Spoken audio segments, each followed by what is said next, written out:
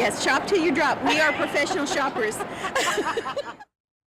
This is the story of what happens to your clothes after you're done wearing them, and how that impacts environmental justice in Accra, Ghana. In this video, we'll break down the impacts of the global textile waste stream, the impacts communities in Accra experience as a result, and some proposed solutions to the crisis. The global textile waste stream reflects an economic model built on extractivism, overproduction, planned obsolescence, and waste colonialism. Over the past 50 years, fashion brands and retailers, largely based in the global north, have produced far more than necessary to reasonably clothe the world, and consumers have, in turn, begun to dispose of these clothes at increasingly faster rates. Countries in the global north externalize the resultant textile waste to countries in the global south, to whom the burden of waste management falls. This process results in serious environmental justice issues for communities and for nature. As fashion production continues to rise and textile recycling infrastructure remains highly insufficient, there is an urgent need for solutions to transform this system. So let's follow the end-of-use journey of textiles using Ireland as a case study. Every year, Ireland consumes about 263,000 tonnes of new textiles. So that's across clothing, footwear, and household fabrics. Of this, roughly 170,000 tonnes eventually becomes post-consumer textiles, so items people no longer want or need. Of those post-consumer textiles, about 65% are disposed of as general waste annually, never to be used again. The remaining 34% are separately collected, mostly through textile banks, charity shops, or community collections.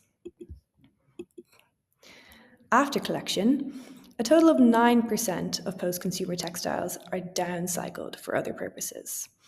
Then, the cream of the crop, so just 5%, are sold for reuse in Ireland via charity shops. And those charities then sell what they can't sell themselves, around 9,000 tonnes, to commercial textile recyclers who then bale and export these goods overseas. So in total, about 21% of all Irish post-consumer textiles are exported for reuse abroad annually, mostly to markets in West Africa and Eastern Europe.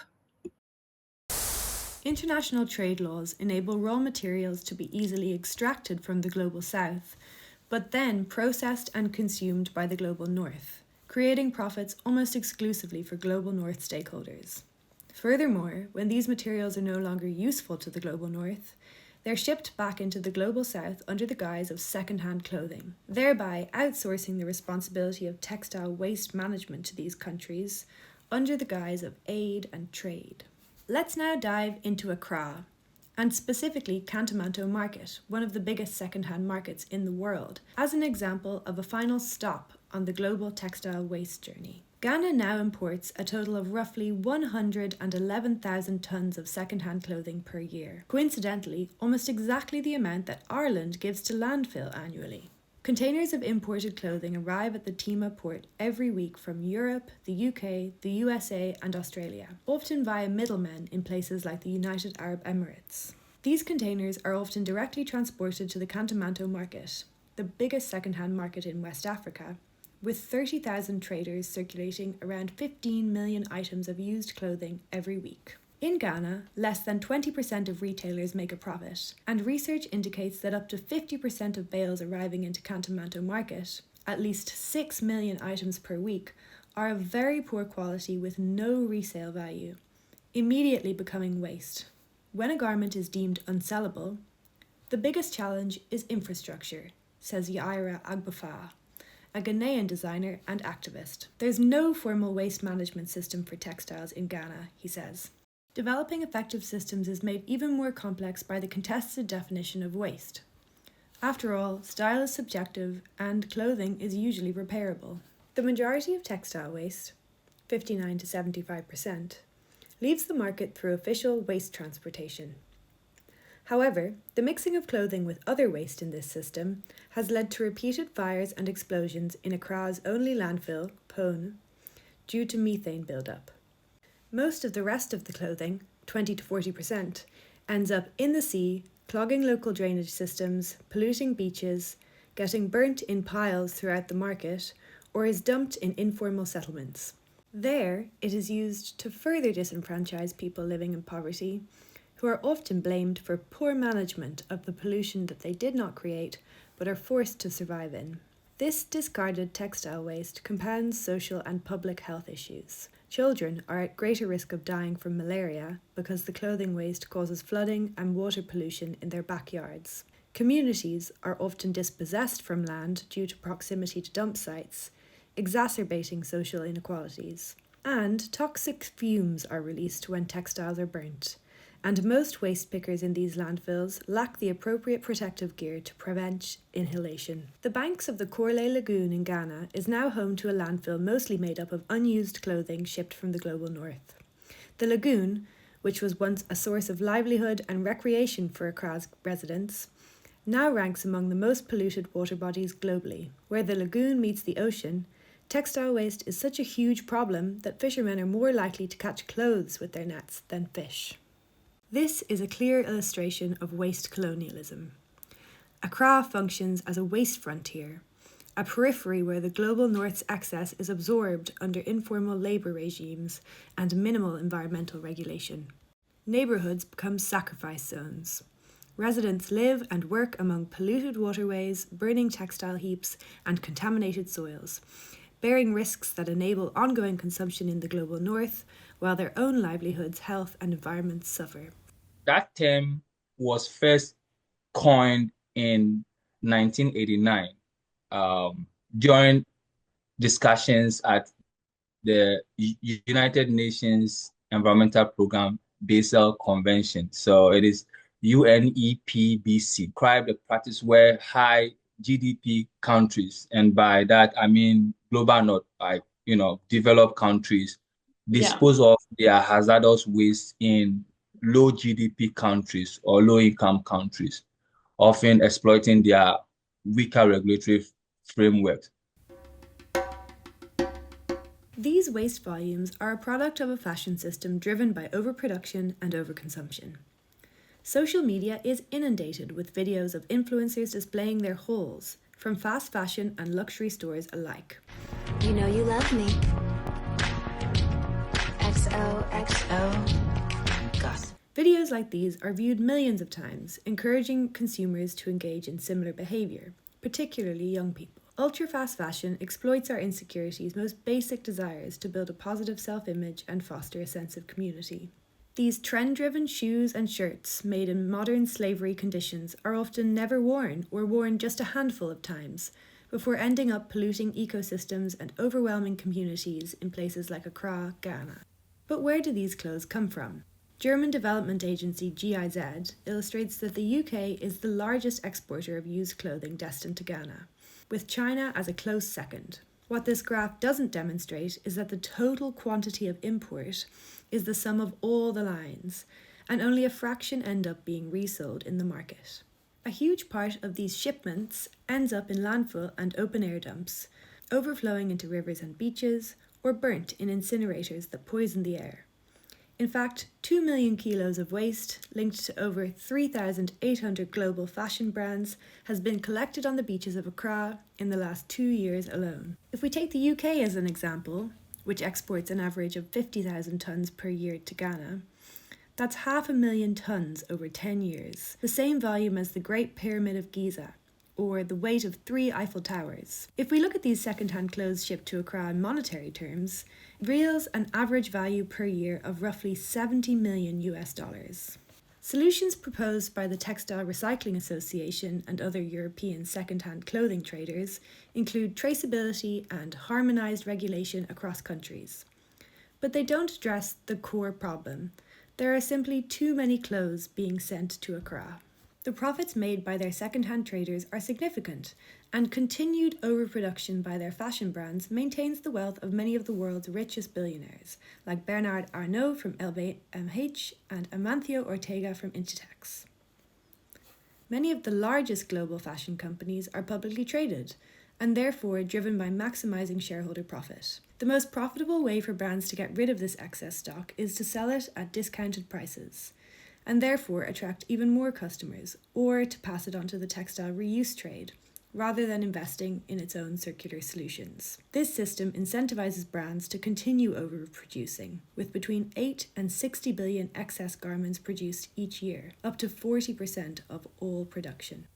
Do we simply buy too many clothes? It's important to note that overconsumption is not an individual failure to control one's shopping habits, but rather a phenomenon prompted by the barrage of marketing tools deployed by the fashion industry to manufacture artificial demand through the creation of desire. Once they've fulfilled our basic need of getting dressed, brands must keep customers coming back by making them feel like they're lacking something, through influential cultural reach into TV, film, celebrities, influencers, media, advertising, journalism, store design, and much more.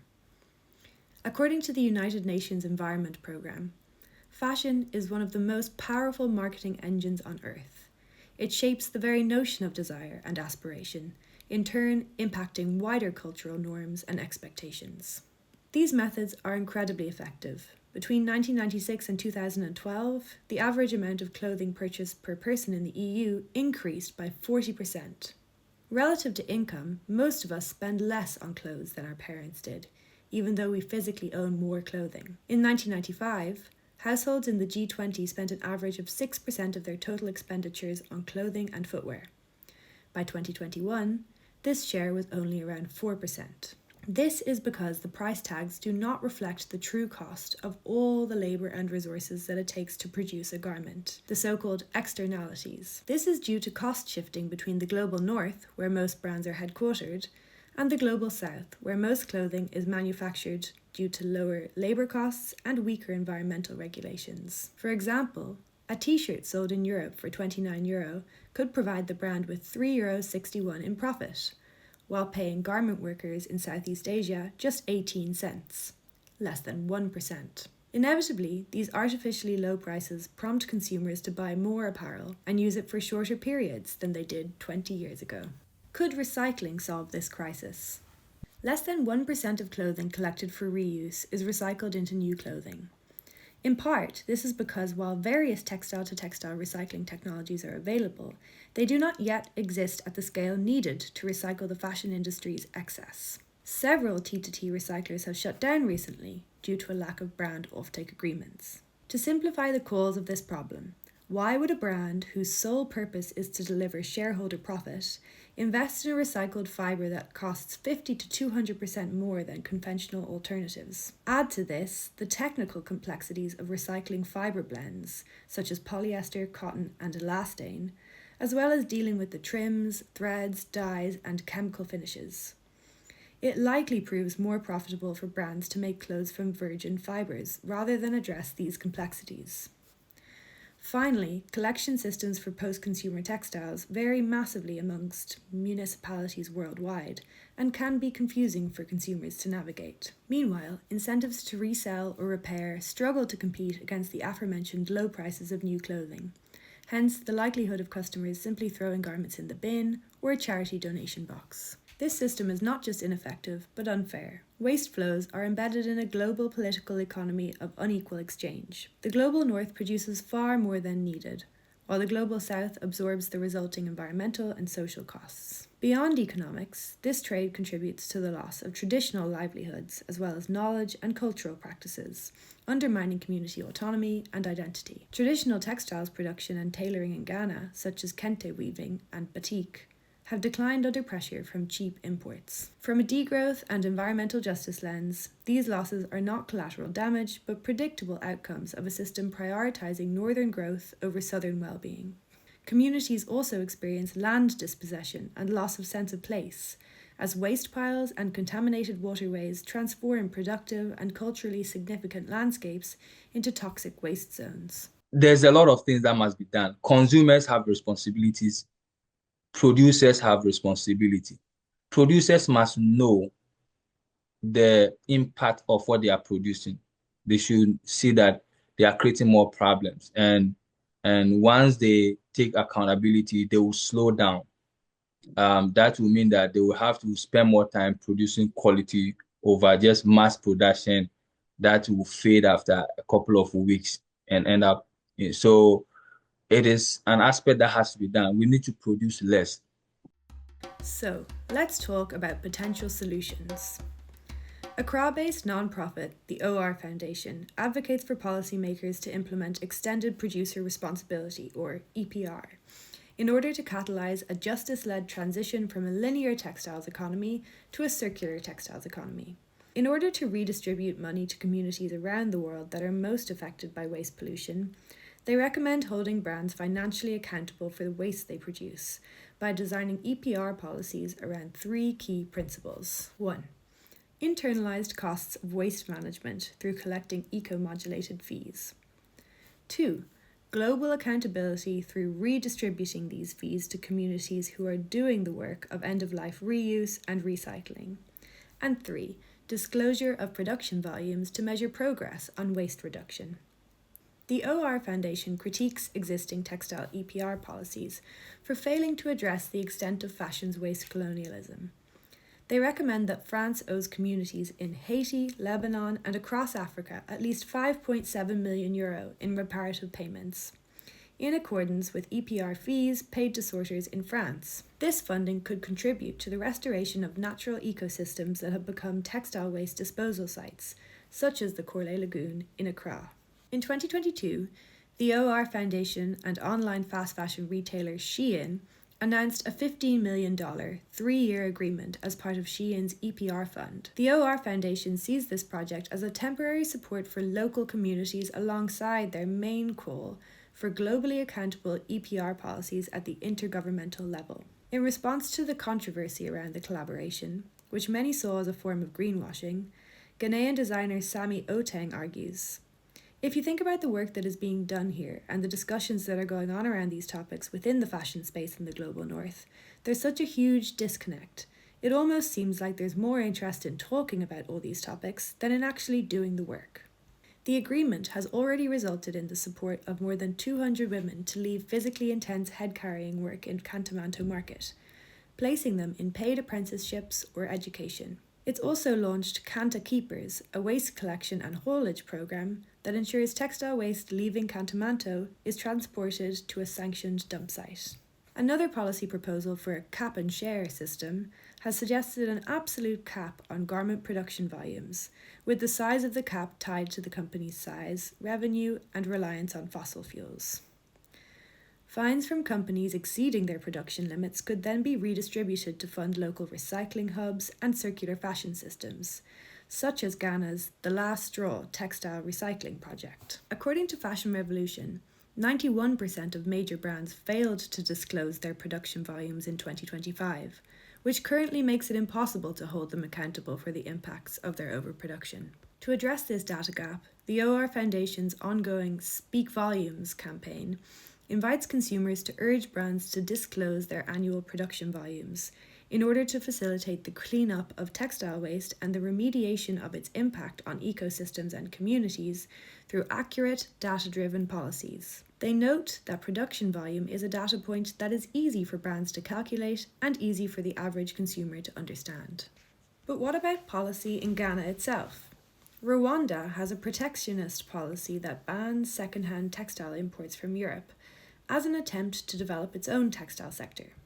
However, implementing such a policy in Ghana could have significant risk to jobs in the reuse sector, such as the 30,000 people currently working in Cantonmanto market. Therefore, the Cantonmanto community generally does not advocate for a second-hand textile import ban, and similar concerns about job risk have been shared in response to Uganda's proposed ban. As an alternative, regulations could be enacted within Ghana to incentivize the development of the domestic textile recycling industry in order to reduce dependence on imports and support the Cantonmanto circular ecosystem. For example, investing in research and development for innovative textile recycling technologies and sustainable design and manufacturing interventions with support from international climate and development finance. We can also look to local artists for solutions. Bobby Collade grew up between Kampala and Lagos. Having worked at Maison Mariele and Balenciaga, He returned to his roots upon realizing that local fashion in Africa had been replaced by imports of second-hand clothes from the global north. Ugandan design and production cannot compete against the low prices and diversity that second-hand clothing offers. Thus, his brand Buzigahil is a direct response to the impacts of second-hand clothing on Uganda's textile industry. The brand's Return to Sender collection involves redesigning second-hand clothes and redistributing them to the global north, where they were originally discarded. In Ghana, Peter Kweku Anui co-founded Kuliko Wear. He uses recycled materials as a method of protecting the environment, as he recognizes the need to deal with waste management in order to avoid further long-term and negative impacts. Beyond textiles, there is an even larger issue, resulting from the current core-periphery relationship that requires intricate reimagining beyond some of these shorter-term solutions.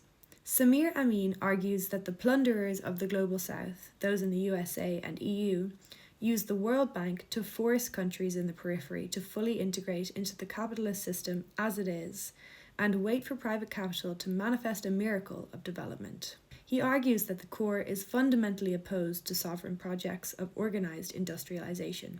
The core's denial of negotiations of sovereignty make policies for rejecting textile waste or improving governance policies around management of waste difficult, if not impossible, in the long term. The linking is a strategy. It's not a magic formula.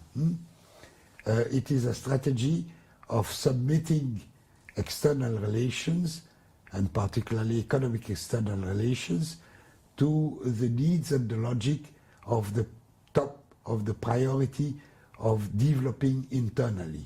Samir Amin describes delinking as a strategy of submitting economic external relations to prioritize the needs and logic of internal development, where the global system adjusts to the needs of the periphery rather than in the opposite direction. Crucially, this is in opposition to the strategies of the West or the World Bank that imposes structural adjustment, where countries in the periphery adjust to facilitate the continuation of capital accumulation to benefit the monopolies of the core. This new strategy would allow for a gradual transition of an economy of exchanged values to one of use values. Origins of African engagement with delinking appear as early as 1963, when Ghanaian President Kwame Nkrumah called for a Pan-Africanist version of independence. Further debates about delinking appear in the 1980s, when the IMF and World Bank forced neoliberal structural adjustment programs, or SAPs, that led to unequal ecological exchange, compelling African countries to cut public services, remove labour and wage protections, privatise sovereign assets, and eliminate protectionist measures. Scholars argue that SAPs reimposed the imperial relationship to regain control of national economic policy in Africa, and pushed countries into a subordinate position within global commodity chains. SAPs around Africa fall into the debt trap, where indebted countries in the global south are kept poor, powerless, and unable to make long-term investments in the global economic political system. Early SAPs had profound and rapid effects on the Ghanaian economy, state, and social society. There were observed decreases in GDP, elevated child and maternal mortality rates, higher levels of poverty, and declining human development outcomes. One 1985 observer argued, "The subsequent outcome has seen one of the most dramatic U-turns of any government in all post-independence African history." Ghana moved from a period of radical populism, involving the establishment of state-owned enterprises, heavy investment in educational institutions, and regional Pan-Africanist economic cooperation, to one of adherence with SAPs. These achievements were further interrupted by a lack of development of capital goods, conspicuous consumption by the aristocracy, and large income transfers to multinational corporations. Ghana has seen 16 different debt restructurings since its independence, and contemporary Ghana is now seeing the re-emergence of debt distress.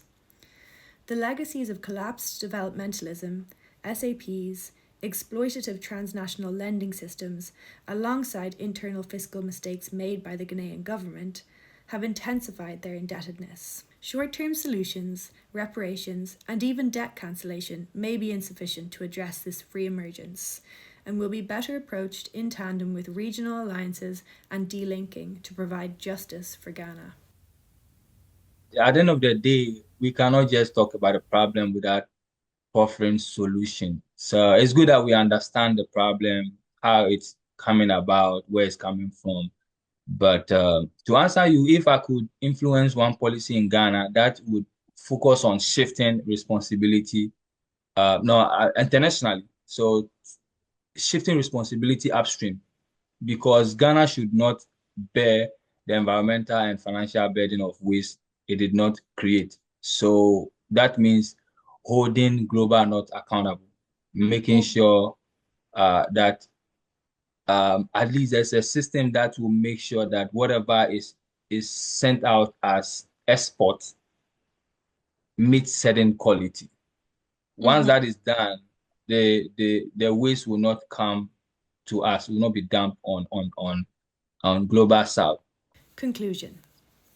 In this video, we've told the story of the fashion waste stream from an environmental justice perspective, following it from overproduction and overconsumption in the global north, through various intermediaries, to resale markets like Ghana's Kantamanto, and ultimately to toxic, polluted ecosystems where synthetic textiles will never biodegrade. Proposed solutions to this social and environmental crisis range from EPR policies to grassroots entrepreneurship and innovation to corporate transparency and philanthropy. Ultimately, large-scale, long-term solutions that centre Ghanaian sovereignty, such as a delinking approach, may be required to address the crisis at a more systemic level. Until then, the fashion tap continues to flow, and despite inspiring resistance efforts within Ghana and worldwide, this flow is creating a flood.